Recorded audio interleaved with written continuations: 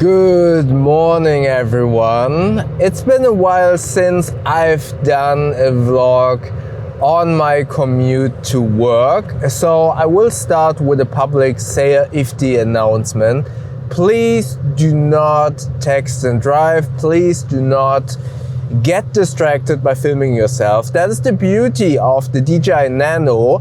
I actually dismounted the monitor and put it away, and the camera is basically sitting or attached to the side wall of my passenger's door and kind of looking at me without having any option to distract me. So no monitor, no nothing. So this is basically me being concentrated on the road, but also talking on speakerphone. So that's really important for me to tell you this. Please do not get distracted whilst driving. Concentrate on the road and all of the cars around you, especially in this very rainy Hamburg. So it's mid-July and basically we only had a couple of days of hot weather, and now we are back with cold weather, which is really annoying. So today I want to talk about Harry Potter again, but fan fiction. Many of you, or some of you who watch this channel, and if you're new to this channel, please consider subscribing, know that I am a Harry Potter fan. I read all of the books in 2 languages, in English and in German. I listened to all of the audiobooks in English and in German, and in German with 2 different speakers, in English also with 2 different speakers, and in English also with the full cast audio edition. And I guess because I also played Hogwarts Legacy, and I guess because I'm a Harry Potter fan, YouTube thought to recommend me a video by the creator Ali Abdaal, who I occasionally saw on YouTube, but I am not subscribed to him. So I only saw the thumbnail and I didn't know who it was, and I clicked on it, and it was this creator Ali Abdaal, who is pretty huge based on his subscriber count. And he made a video about Harry Potter fan fiction. And he also kind of said in the introduction of the video that he was always, just like I am to be quite honest, that fan fiction is nothing, hold on, there is a little bit, that's what I mean. Please always be aware of the road. So he, just like I am, are very sorry, there is a car here in danger. That was the noise. Okay. So he and I were or are very kind of hesitant about the seriousness and the quality of fan books, of fan fiction. And he said in his introduction, I didn't think about that way, but he said, to him fan fiction, I'm paraphrasing, to him fan fiction basically is just as the name implies, a derivative of the original story that includes a little bit more love and gratuitous love scenes or whatever. And he was made aware of the Harry Potter fan fiction and the quality of them, and he actually dove deep into that segment and found so many Harry Potter fan fiction books that were of high quality. And I was very intrigued by some of the books that he mentioned. Some of them sounded to me a little bit, I don't think that would really interest me. But then others, I was like, okay, that could be cool. And one of them is Harry Potter and what was the name?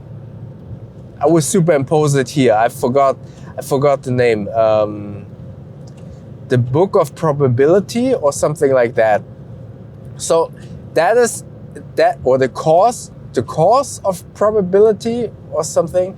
I am only 2 hours in because I started with that book because he said that is one of the best and one of the longest, and because it's so well regarded, it actually is also available not only as an ebook.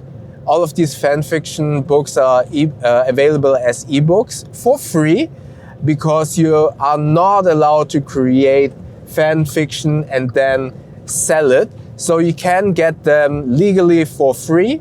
And because this first book that he mentioned is so highly regarded, there is also an audiobook edition. So I got that audiobook that's also available on YouTube. I'm listening, I didn't download it, but I'm listening to it on YouTube. I already have 2 hours in, and I thought I'd give you first impressions. I will not spoiler it, or at least I try to, because I mean, I only listened to 2 hours of it, so I cannot spoil that much anyway. And Ali Abdaal also said in his video that this book actually has a very slow start that he wasn't too fond of, but he said if you kind of push through it, then it will be totally worth it. And I feel like I'm in that kind of segment where I need to push through it, because I really like the concept of the book. And again, this is the first impressions of the first 2 hours of the audiobook. And I think that is very important, because I feel like if I would read only the ebook, I would have a different first impressions. I agree with Ali Abdaal that the book has a very slow start. And unfortunately, in combination with the narrator, who is, I don't want to fault him, because I feel like he probably has done this reading for free and purely out of wanting to make it. And it's a long audiobook, so I don't want to criticize him. But the way he does some voices, especially the voice from Harry Potter, and there on YouTube there's a comment that pretty much summarizes the voice of Harry in this audiobook quite well. And that comment was something along the line was, why does Harry sound like a 40-year-old person who has smoking every single day a pack? And he has a very raspy sound, and it doesn't really sound that great, to be quite honest. But I will continue listening to the book, the audiobook nevertheless, because I want to push through this front part that, as I said, I agree it is a little bit slow and sluggish, and I hope that the premise keeps its promise. So let's talk about the premise. So this fan fiction is in an alternative universe. Harry is not growing up with the Dursleys that we know from the original books. Petunia, the sister of Lily Evans Potter, who is Harry Potter's mother, is not married to the what is his first name? To the Dursley, the man, but is married to a professor who is very knowledgeable and reads a lot of books, and truth to be told, is a little bit of a dick to his wife, nevertheless, because he kind of belittles her and isn't really willing to listen to her if she's not talking scientifically or, in his mind, with reasoning. And because he is a professor and the whole family is kind of structured around science and rationality. Harry has been raised that way. Harry actually also has been adopted. These new parents don't have a child, but adopted Harry, so Harry is the only child and is being raised from the perspective and from the background of science and rationality. And therefore, the whole family and Harry as well, they do not believe the Hogwarts letter, and they actually ask that someone from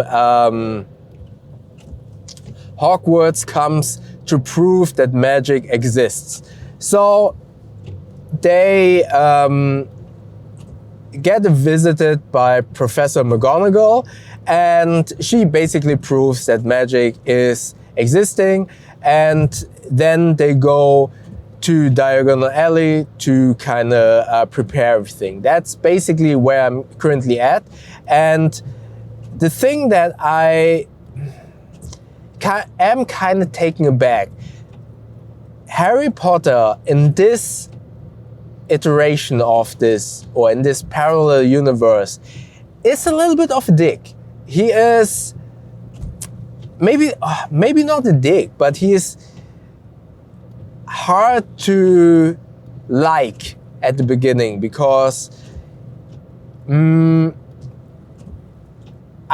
don't have an issue with him being, he's very skeptical of magic. He suddenly starts to kind of question the function of spells. For example, in the first 2 hours, and sorry, spoilers ahead, but it's only the first 2 hours and it's basically the introduction. But if you don't want to listen to it, please switch off now. So in the first 2 hours, when they are in Diagon Alley, he is going to Gringotts, and he sees all of the wealth that he has inherited from his parents.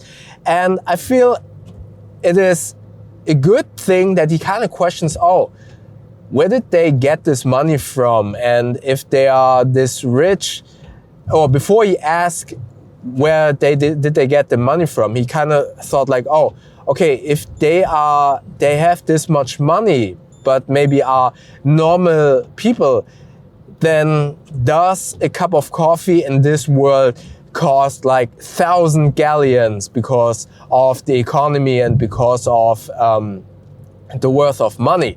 So I kind of like that perspective.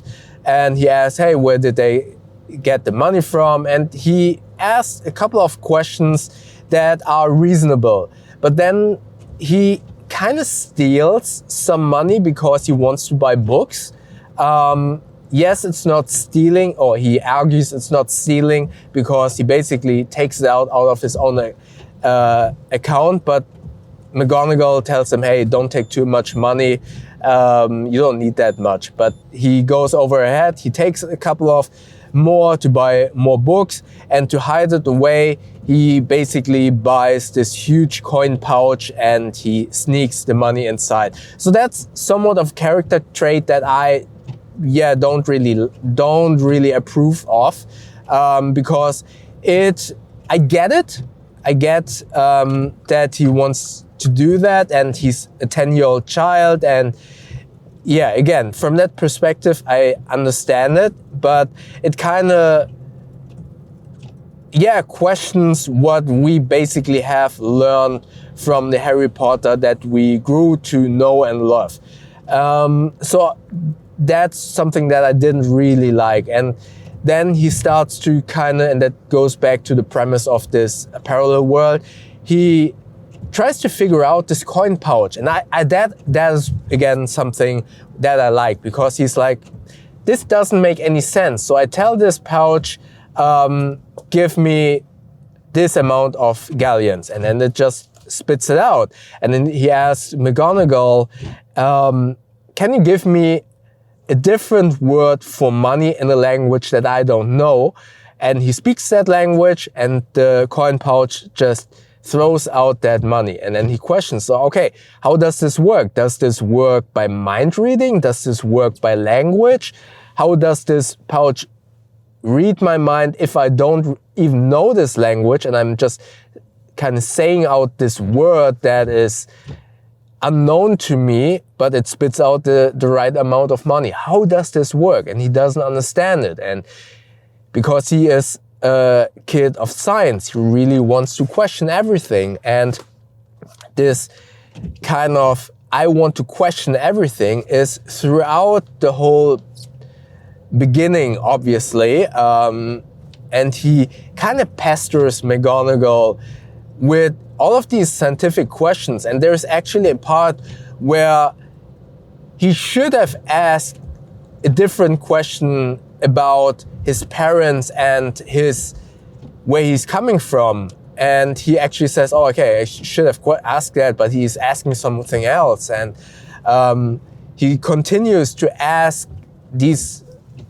really annoying questions that, yeah, I'm curious as well, but I feel like, okay, you just learned that your parents were basically killed and stuff like that happened. There's this person, you know who, and he asked all of these science questions. And another comment on YouTube also said it quite well. It's kind of like Sheldon from The Big Bang Theory being in Hogwarts.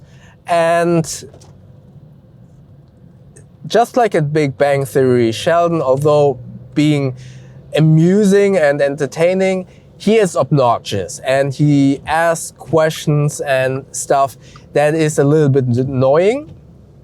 And in a series like Big Bang, where you kind of have grown to understand and love all of the characters, it is in air quotes okay, and you deal with it.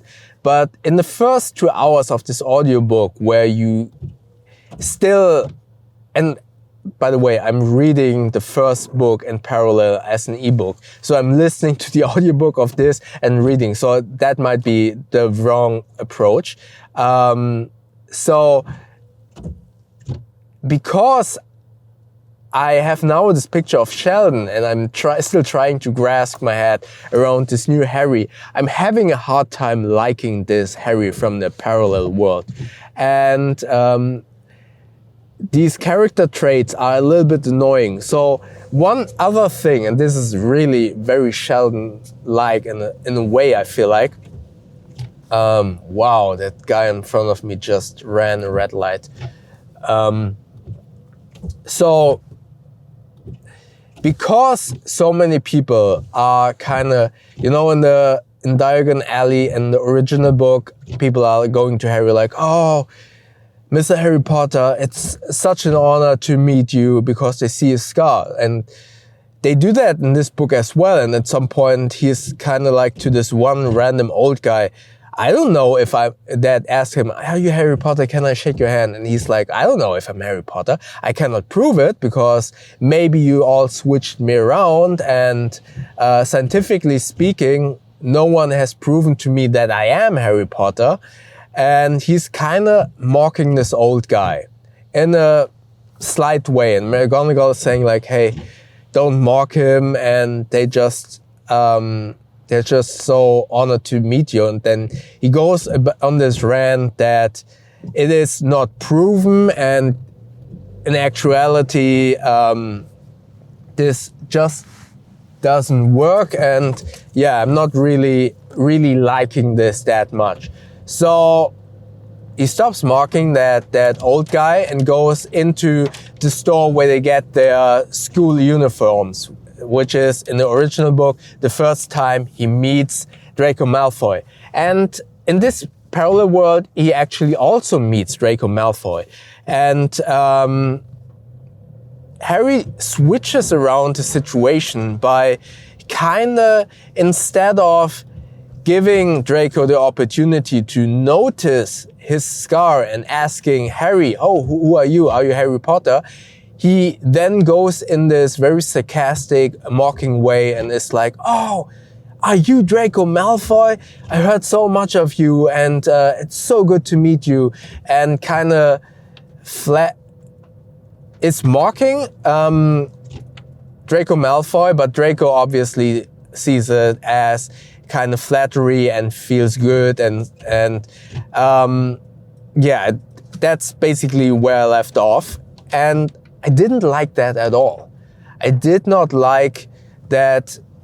No matter if this is a Harry Potter book or not, I don't like when people are mocking someone else. No matter if it's Draco Malfoy who becomes or is a terrible child later on, it doesn't justify it, and I don't like this kind of character trait to kind of mock someone else. And I wonder where this is going in the book, if someone will put Harry, hopefully right in the beginning, somewhat in his place and is telling him, hey, stop that, or yeah, I'm curious. Again, I do like the overall concept of this book, because I'm looking forward to see spells being questioned and maybe being explained a little bit in terms of how they just work. And I'm looking forward to see how this develops. But I totally agree with Ali Abdaal that the beginning of the book is slow, sluggish, and you kind of need to push through. And I definitely will push through, because I do like the concept of the book. So yeah, let me know if this premise of a parallel universe would be something that you are interested in, and you would potentially consider also reading and maybe listening to. And I will link it below in the description, so you can find either the ebook or the audiobook yourself, and maybe check out my Harry Potter full cast audiobook review, because those are amazing. Up here, YouTube thinks they like the video down here, and don't forget to subscribe by clicking the button up here. That way we see each other in the next video, and please drive safe.